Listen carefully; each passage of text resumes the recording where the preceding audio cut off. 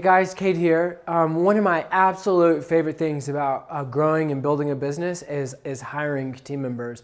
It has always been the most rewarding thing for me as we've built Primitive to hire new teammates and to grow our team.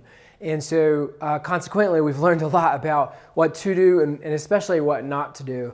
And so that's the first thing I want to say about this hiring video in terms of things to think about when you're hiring new staff, is we've done this totally imperfectly.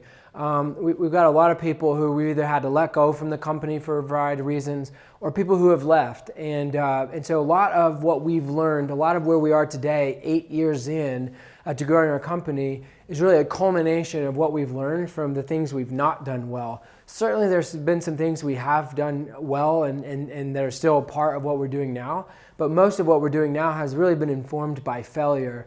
And I think that's been really part of our journey. And so I just wanted to share that up front, because I would never want to come across as like, we've really got this hiring thing down.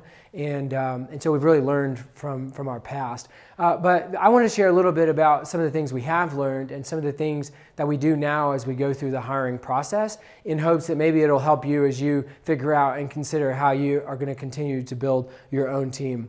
The first thing that I would encourage you to do is have a defined and documented culture. A culture is one of those buzzwords that's important to everyone, and everyone talks about it, and rightfully so. It's an extremely, extremely important component of every organization, arguably the most important thing of every organization. But what I notice a lot of times working with companies is they talk about culture, but they don't have a defined culture, and it's not documented. And so if you don't have real definition about who you are and who you're aspiring to be and what's important to you, and it's not written down, then to me you're stopping short of really having a real culture. And so I think that's really critical. The reason that's critical in terms of the hiring process is because it's a litmus test. It's a litmus test both for you as an organization to determine if someone is a right fit for your company, but it's also, and this is just as important, it's also a litmus test for the person who's applying for the job.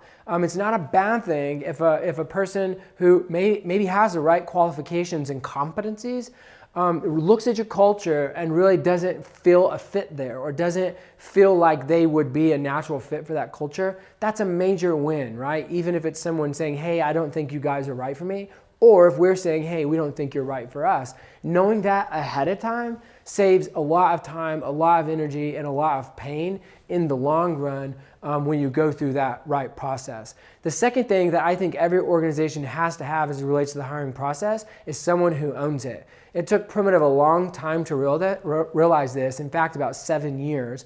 But about the 7-year mark, we hired our chief of staff, Annie. And from that day forward, she's really owned our hiring process.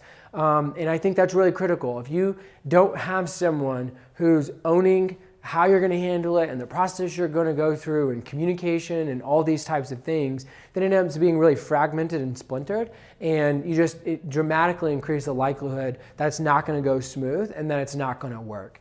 The third thing is you really have to define the hiring process. This is different for every organization, but in the same way you have to define and document your culture, who are you, who you want to be, and how you're going to get there, you also really have to define, okay, what are the steps we're going to go through as it relates to hiring the right people. For us, it's actually pretty simple, and it all revolves around our chief of staff, Annie. So when we're hiring for a position and we put that application out there and the applicants start flowing in, the very first step in all of it is Annie interviews them first. She doesn't include a director, she doesn't include me. Annie gets to know them, and she really evaluates and starts to get to know them on a personal level to see, based on our defined and documented culture, are they a good fit? If Annie feels like they're a really good fit from a culture standpoint, and she talks to their references and they all check out really well from a culture standpoint, then she includes the director of whatever department that employee would be working in. And then Annie, the chief of staff, and our director interview that person. And if that goes well, now we know, okay, this person fits both culturally, and then this person also fits from a competency standpoint, which is really important. Then the third point of our process is then Annie, our chief of staff, and myself will meet with him.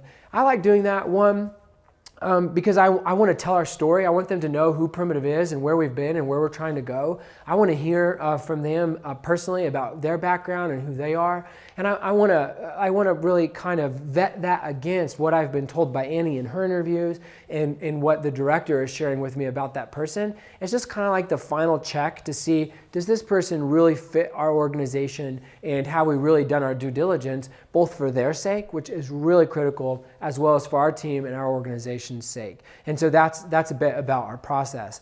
The last thing, and this is probably the most difficult for me, and that is the discipline to stick to the process. Once you work with your team and you define the process you're going to go through for hiring, and you adopt that as your process, which is really critical, then you have to have the discipline to actually stick to the process. I know that sounds super elementary and kind of like, yeah, duh, why would you set a process and then not stick with it?